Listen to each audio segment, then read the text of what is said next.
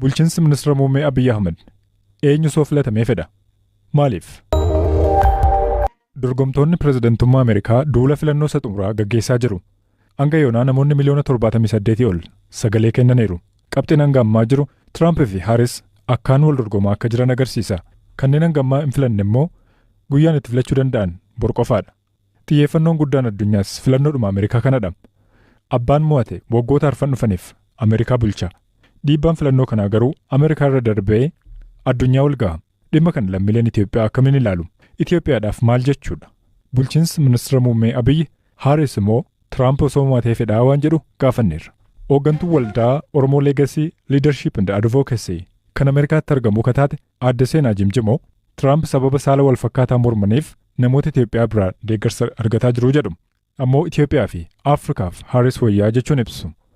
Filannoon United States garuu Itoophiyaaf maal akeeka? Ergaa barreeffamaan nutti ergan Billaxuu Bulbulaanuuf dhiyeessite. Filannoon US Itoophiyaadhaaf waan baay'ee akeeka. Akkuma biyyoota baay'ee Itoophiyaan US fi gama dhaabbilee gargaarsa idil addunyaa kanneen akka dhaabbata maallaqa addunyaa, baankii addunyaa yookiin kaan irratti hirkattee jiraatti. Haarisis ta'ee Tiraamp yoo filataman imaamanni Itoophiyaa irratti hordofan adda ta'a jedhee yaadu. Dhimmoota kanneen akka Israa'el, Yuukireen yoo ta'e malee imaamanni US dhaabbataadha. Kunis ta'ee Tiraamp nama tilmaamuudhaaf rakkisaa ta'edha.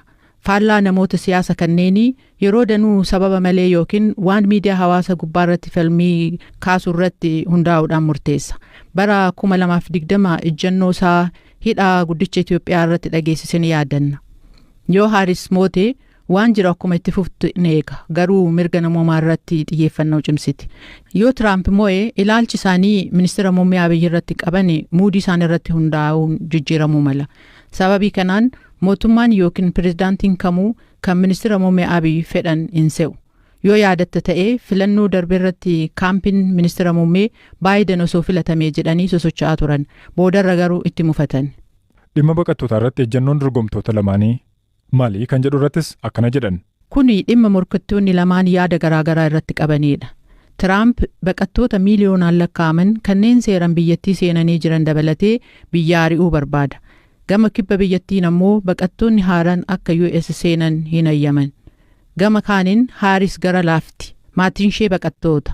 Dhimma godaansaa fi daangaa banuu irratti yaada walabaa qabdi. Ogeessi seeraa fi siyaasaa Itoophiyaas ta'e United States itti dhiyeenyaan kan hordofan nageessoo iddoo duubee filannoon Ameerikaa gama kamiin Itoophiyaa irratti dhiibbaa akka qabu ibsu. Filannoon Ameerikaa Itoophiyaa irratti dhiibbaa guddaa qabdi. Gargaarsi garaagaraa gargaarsi misoomaaf haa ta'u waan garaagaraatiif mootummaan Ameerikaa kennu isarrallee garaagarummaa jiraata jechuudha. Inni biraa haala mirga namoomaatii fi bulchiinsa wal qabatee sadarkaan warri kun lamaan dhiibbaatti godhus garaagarummaa qaba. Akkasuma immoo haala tasgabbii yookaan immoo haala nagayaaf tasgabbii naannoo sanii irratti imaammanni isaan hordofanullee xiqqaatullee garaagarummaa qaba. Gabaabumatti filannoon Ameerikaa Itoophiyaa irratti dhiibbaa cimaa qabdi. Siyaasa Itoophiyaa irrattis dhiibbaa qabdi.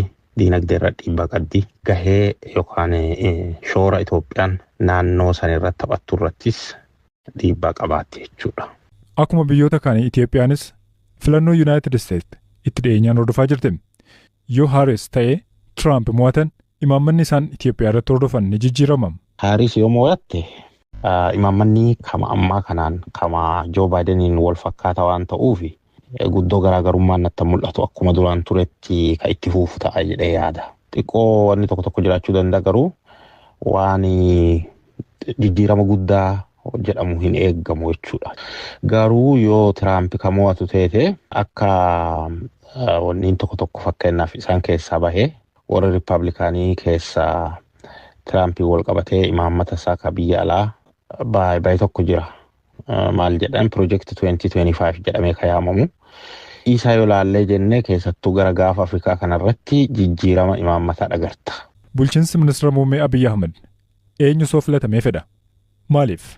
Eegii warri Demokiraatii aangoo qabateen duuba moor dhiibbaa mootummaa Itoophiyaa irratti deemaa ture. Kana amma ka dabre irraa yoo dhuftee jettu Rippaabilikaanoti waan mootummaan tokko raawwatuuf fedhu especially waan nagaa irratti waan garaagaraa irratti garuu wanni dhiibbaa godhuu yoo taate malee gama waanni keessoo kanarratti guddoo wanni hin qaban natti fakkaata. Dhiibbaan godhanii yookaan immoo relatively Tiraampitti warra Demokiraatii irraa Tiraamp maybe waan agawaa fallee sirreessuu danda'a. So ani imaammata inni amma Somaalilaandii irra qabu Somaaliyaa irratti qabu kanaan wal qabate dhimma Soomaaliyaallee Soomaaliyaa irrattis illee aarii qaban Tiraamp fa'aa jechuu. Kanaafuu I think gama saniin dhimma ammaa shororkeessummaa kana faayit godhuuf illee ta'etu isa priority godhatan waan akka mirga namoomaa maal kana caalaa isarra waa wanni jedhanuuf akkuma riippaabilikaanota kanaan duraa jechuudha. So Dr. Abiyyi fa'aa isa waan filatan natti fakkaata jechuudha. Keessumaa dhimma gaanfa Afrikaa irratti ejjennoon Tiraamp maal akka ta'uu danda'u obbo Nageessaan akkanaan ibsu. Jibuutii irraa aarii waan qabdu qabaanuuf Tiraamp fa'aa maaniif Jibuutiin isaaniitiifis beezii kennitee akkasuma ammoo teessuma warra Chaayinaatis kennitee jirti. Maafi nuufi Chaayinaa wal biratti kenniti ka jedhu Somaalilaandii fa gargaaruu mootummaan Somaaliyaa akkanuma maallaquma kenna nyaata malee waa takka hojjetaa hin jiru ka jedhu waan qabanuuf kun waan jiruuf gama Itoophiyaa fi akka imaammata wayyaa ka tolu kamichuu ta'e ta'uu danda'a jedhama jechuudha. Project 2025 isaa waan kana kanneen qaba. Somaalilaandii recognize godhu yookaan beekamtii kennuu kun haala amma Itoophiyaan waliigaltee isiin Somaalilaandii fa waliin gooteen waliin hin gargaara jechuudha. Dhimmoota dinagdeef baqattootaa dabalatee dhimmoonni kaan hedduun qabxii filannoo Ameerikaa ni murteessu. Soomaaliyaan imbaasiin Itoophiyaa Moqdishoo keessatti argamu bakka biraatti akka banamu akka barbaaddu dubbatte. Dhimma kanatti bana ministeera dhimma alaa Soomaaliyaa Ahmad Mo'aleem Fiqii dubbachuu isaanii miidiyaan mootummaa biyyattiitu gabaase. Gama mootummaa Itoophiyaan ammatti wanti jedhameen jiru ammayyuu taana gabaasa dabalataa qaba. Wanti Somaaliyaa irraa dhaga'amu muddamni jabaachuu malee laafaa akka jiru hin akeeku. Torban darbee dippiloomatii Itoophiyaa guyyaa 3 keessatti kabaan kan jette Soomaaliyaan tibbana moo embaasii Itoophiyaa bakka jirutti akka jijjiiramuu yaadda akka qabdu dubbatte. Mootummaan Soomaaliyaa embaasiin kun bakka biraatti akka banamu gochuu qabaa jedhaniiru. Ministeerri dhimma alaa Soomaaliyaa miidiyaa mootummaa Somali National TV jedhamu waliin gaaffii fi deebii tibbana taasisaniin. Ammoo yeroon itti bakka biraatti geeffamu erga muddamni dippiloomasii biyyoota lamaan gidduu jiru furamee boodaa jedhan. Embaasiin Itoophiyaa naannawa masaraa biyyaalessaatti jiraachuun sirrii miti jechuunis dubbatanii. Akka hangawaa kanaatti embaasiin Itoophiyaa naannawa masaraa mootummaa Viilaa Somaaliyaa jedhamutti siqee kan baname waggoota 17 dura ture. Dhimma kanarratti gama Itoophiyaa wanti jedhamee hin jiru. Dubbiin isaanii embaasiiwwan biraafis yoo ta'e ifa miti. Akka ministeerri dhimma alaa Somaaliyaa dubbataniiru jedhamee gabaafametti embaasiin Itoophiyaa lafa ofii qaba. Embaasichi achitti waajjira banachuu danda'a jechuun yaada kennan. Baatii 8 dura Itoophiyaan waliigaltee ulaa galaanaa bulchiinsa Soomaaliyaan waliin mallatteessuun muddama biyyoota lamaaniif akkuma ka'umsa ta'etti jira. Soomaaliyaan kun weeraraa jetti. Itoophiyaan ni falmiti. Dhiyeenya paarlaamaatti kan dhiyaatan ministeerri muummee Abiy Ahmad addunyaan kana haa baru karaa nagaan qarqara galaanatti ba'uuf sochiin taasisnu hin dhaabbatu jechuun dubbachuun isaanii ni yaadatama. Waggaa lamaan kana waliigalteen nageenyaa walwaraansa waggootaaf lubbuu namootaa galaafate goolabe. Waraana TPLF fi mootummaa federaalaa gidduutti adeemaa turan namoonni walakkaa miliyoonaa ol du'aniiru jedhama. Waraanni kaaba Itoophiyaatti goolabamus ammas Itoophiyaan tasgabbiin arganne. Naannoo Oromiyaa fi Amaaraa keessattis ammallee walitti bu'insi jira. Naannoo Tigraayittis dhiibbaa waraanni naannichatti qaqqabsiise ammayyuu ni mul'ata. Gabaasa Qaalqidaanii Balxaal Darajjee Gonfaatu dhiyeessa. Waraana Tigraay booda magaalaan Maqalee gara jiruu idileetti deebiteetti suuqiiwwan deebi'anii banamaniiru. Kafteeriyaawwan magaalittii maamiltoota isaanii simachuutti muddamaa jiru. Ammaa fi bara darbeeyyuu garaagarummaa guddaatu jira jedha gabaasan BBC gara Maqaleetti malee. Bara 2020 fi bara 2022 loltoonni Itoophiyaa fi Eertiraa daandii karaa magaalaa Maqalee irratti humnoota Tigraay waliin wal lolaa turan. Waraana TPLF fi mootummaa federaalaa gidduutti adeemaa tureen namoonni gartokkee miiliyoonaa olitti dhiyaatan du'aniiru jedha gamtaan Afrikaa. Hanqinni dhiyeessii nyaataa fi dhaabbilee fayyaa manca'uun rakkoolee namoomaa naannichatti hammeessee ture. Namoonni miiliyoona 1.7 ta'an sababa waraana sanaan qe'ee irraa buqqa'aniiru. Suuta suutaan sadaasa bara 2022 waliigaltee nageenya irra ga'ame.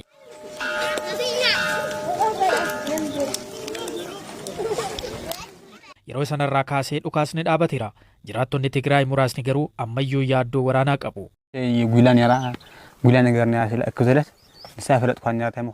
Naannoo mana kootti hoolonni fanjiirra baate. Tasuma dho'insi darbatee gama sana na buuse.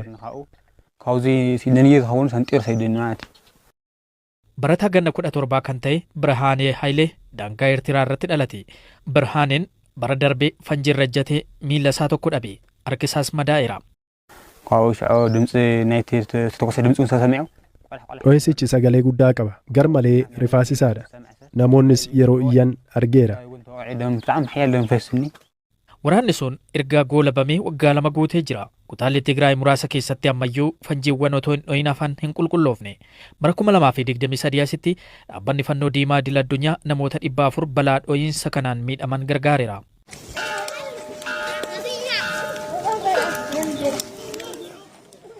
Namoota dhoyinsa kanaan miidhaman keessaa 80 daa'imman yoo ta'an sababa kanaan harkaa fi miila isaanii dhabaniiru. Inni ijaarsa fi gamoor ba'e otoo deebi'uu dhoyinsis rukuti. Hospitaal geessineerra garuu guyyumsan du'e.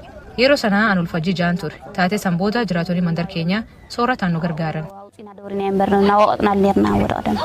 Nigist haadha daa'ima tokkoo yoo taatu abbaan warraa ishee dhoyinsa fanjiitiin irraa du'e. Tigraayitti meeshaalee waraanaa awwaalaman funaanuudhaa fi maallaqa xiqqaatu ramadame. Qondaaltonni naannoo akkatti jiraattonni meeshaalee waraanaa kana funaanan leenjisaa jiru. Garuu balaa qaba. Hoogganaan poolisii mandaraa Morooroo kanaa jedhu. Hawaasa irratti miidhaa cimaa osoo hin dhaqqabsiisiin dhabamsiifamuu qaba. Yeroo gabaabaatti yoo dhabamsiifame gaariidha. Haalli nageenyaa Tigraay keessa jiru ammas amansiisaa miti. Barataan akka Birhaanee garuu jireenya isaa fi kan maatii isaa fooyyessuudhaaf akka carraa gaariitti ilaala. Hojiin baay'een hafus hojiirra oolmaa waliigaltee Piriitooriyaa ija gaariin akka hubatan ministeerri dhimma alaa Yuunaayitid Isteet Antoonii Bilinkan ibsanii jiru. Okkora naannoo Oromiyaa fi Amaaraa keessa jira jedhanis akka furamu gaafatan.